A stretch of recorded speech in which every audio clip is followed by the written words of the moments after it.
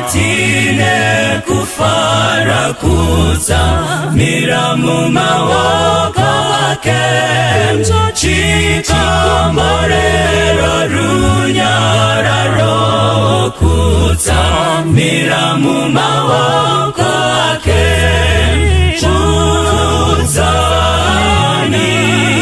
kutsamira mumaoko ake a Jesu kutsamira mumaoko ake a Jesu kunodzatira kufamba mzira kutsamira mumaoko ake nzira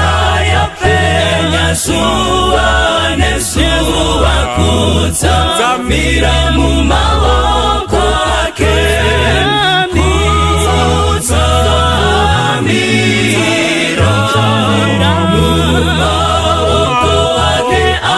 Jesu kutsamira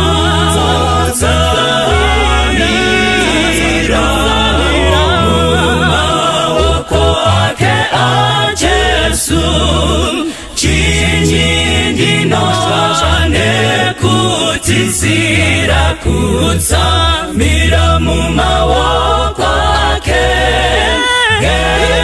gerunyararo tenzi wapedwa kutsamira mumaoko ake kutsamira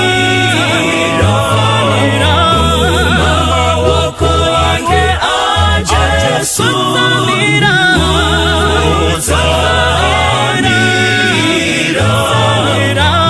mumaoko ake a Jesu